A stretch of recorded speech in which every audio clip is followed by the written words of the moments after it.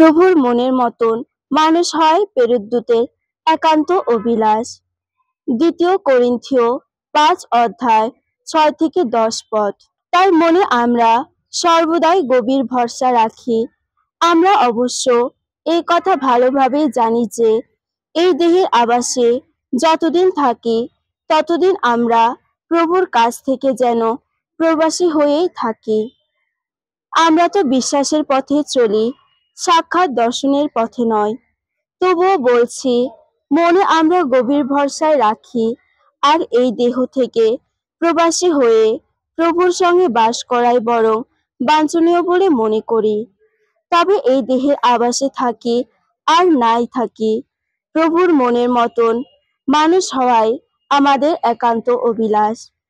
কেননা আমাদের সকলকে একদিন খ্রিস্টের বিচারাসনের সামনে এসে প্রকাশ্যে দাঁড়াতেই হবে, যাতে প্রত্যেকে এই দেহের আবাসে থাকার সময়ে যা কিছু করেছি তা ভালো হোক আর মন্দ হোক যেন সে মতো প্রতিদান পায়।